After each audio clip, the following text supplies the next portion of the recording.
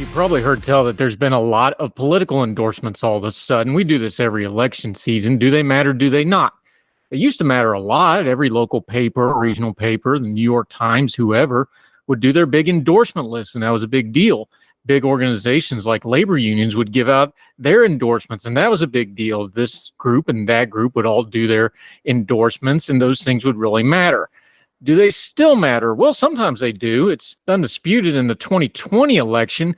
Joe Biden was dead in the water in the primary until he went to South Carolina, and influential Congressman Jim Clyburn endorsed him. And that was a big deal. And of course, Joe Biden went on to win South Carolina and wrap that puppy up in about 3 weeks after that and went on to become president. That endorsement mattered a lot.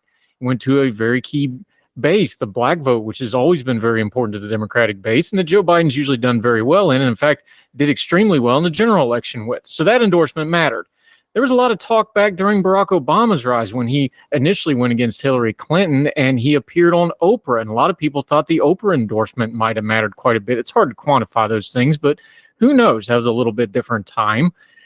In the modern era, does it really matter, though? We just saw the Teamster Union kind of came apart publicly, at least, having a little fit where they weren't going to endorse anybody. One of their main leaders spoke at the RNC, but then a lot of their regional and local offices came out and supported Kamala Harris. Traditionally, a labor union would go for a Democratic candidate, but Trump has really ate into a lot of blue-collar workers and union workers in his various runs for the White House. So things aren't the way they used to be in that way anymore. That same 2020 primary season also gave us one of the best examples of why endorsements probably need to at least evolve, if not go away completely. The New York Times editorial board absolutely beclowned themselves by putting on a multi-part TV series where they sat around a big conference room in a glass room on the side of their building in downtown New York and interviewed all the primary candidates. And it was utterly embarrassing, because what they ended up doing was having a split thing where they couldn't make their mind up between Amy Klobuchar and Elizabeth Warren, both respectively U.S. senators at the time. So they said, may the best woman win.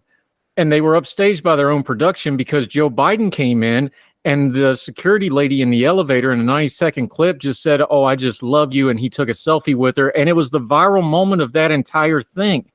It went so badly and they got so roundly mocked for it that this year, 2024, the New York Times announced they're going to stop endorsing people altogether. And, you know, they need content, so it's amazing they wouldn't do it, but they can't even figure it out. And they've been doing it for 160 years. Maybe endorsements just need to go away, but they won't because we like to endorse things. And there is value in people of note saying what they believe and who they believe would be the best candidate for this and that office, especially when it comes to a presidency. But part of the presidency endorsement problem is when you don't have great candidates, is a celebrity really going to lay it out on the line for them? The answer apparently is yes. They just keep doing it. And now we have things like Donald Trump feuding with Taylor Swift and people wondering if that's going to matter. Well, it might. Taylor Swift has a very important fan base that's very dedicated to her. Trust me, I'm a 4-time girl dad. I know the power of the Swifties. But is that going to quantify itself in votes? Well, it might, and these elections are tight. Remember, 2020 and 2016 were decided by 80,000 and 40,000 votes in the swing states, respectively. That's all it takes. So a couple thousand votes because Donald Trump doesn't like Wildest Dreams, which is the best Taylor Swift song, in my humble but accurate opinion, could happen. Let me tell you the endorsements that don't matter, because we're seeing a whole lot of them on social media right now. It's almost a cut and paste Mad Lib thing. X amount of X people endorse X candidate. Well, what does that tell you? Well, if they have to lump them together like your insurance company or the cable company, creating a bundle to give you a bunch of stuff you don't want to drive the price up, to get the price they need to make you buy it, then no, it doesn't really matter. Here's the tell. If they're just giving you a big number of group of people and not telling you an individual name, because an individual name would actually carry an endorsement weight if you knew that name, and they don't have it, so they're not using it. So that tells you that endorsement probably doesn't matter. I'm sorry. I know that'll probably hurt somebody's feelings, but that's just the way it is. If it was something that mattered, they'd lead off with the name. They'd say so-and-so that everybody thinks is super swell and really plugged in says you should do this, then you consider it. When they don't do that, you know, it's not really that big a deal. Here's one of the main reasons, though, that these endorsements have lost a lot of their luster. In the social media age, though, there's no ambiguity where people are anymore. You already know where your reporters and talking heads on TV. You already know most of your celebrities and people that you know of from a fame point of view. If you follow them on social media for even a little bit or just Google their names, you're probably going to find out their politics pretty quick, especially in the modern age where people can blend politics and their own personal branding and make money that way. There's just no mystery to it. So there's no pop to it. There's no shock value when somebody comes out and endorses because you already pretty much knew. Now, that doesn't mean endorsements don't have any say. Now, locally, state elections, there's still probably plenty of endorsements that would matter. But for a presidential election, this might be one of the casualties of everything being national now. Almost all news has gone national to the point where people are kind of getting monotoned with it because it just becomes a big white noise blob coming at folks. They hear about national news all the time from everybody, celebrities, the people they know, people they don't know, your friends on Facebook, your followers on Twitter, the stories you follow on Instagram. Politics has invaded everything. So the idea that you don't know somebody's politics probably isn't just true anymore. It's just the way the world's worked. So Sammy Davis Jr. coming out and endorsing Nixon probably shocked and surprised some people.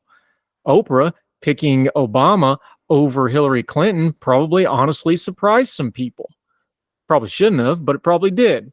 Jim Clyburn endorsing Joe Biden probably didn't surprise anybody, but it mattered a lot in that election. So is there any endorsements in this election that are going to really matter? Probably not. Trump's been around for so long now. We're in season 9 of the Trump political show. Everybody pretty much has their opinions on Trump mapped out. That's one of the issues he has. He has a high floor with his base, but he has a low ceiling because you're not allowed to be neutral with Donald Trump. His supporters and he himself will not let you be. And maybe that's part of an endorsement as well. If you can't leave the neutrals and normies alone, maybe they do start listening to a celebrity that otherwise they wouldn't listen to their politics. Maybe they do listen to somebody they normally wouldn't want to because they don't follow politics all the time, as we covered on other programs. Those, what they need to stop calling low information voters, but I'm open to a better name for them. If they're not paying attention all the time, maybe they do take Taylor Swift's word for it or a talking head's word for it. Maybe that's the world we live in now. So does endorsements really matter? Answer is like a lot of things in politics. It depends, but you need to understand the context and discern the times we live in, that endorsements have changed because we've changed. People have changed. The celebrities have changed. They're all online, and we've changed. We're all online. If you can't do anything on Facebook, from your yard to your kids to anything, without everybody on your Facebook knowing about it, think about that in political terms. Folks probably know how you're voting already. So does endorsements really matter to you? That's up to you. Do they matter to the larger political process? Not that much. It's just the new world we live in. It's not that I'm endorsing it. It's just how it is. All the music on Her Tell is provided under a Creative Content license from monstercat.com. Somos la máquina.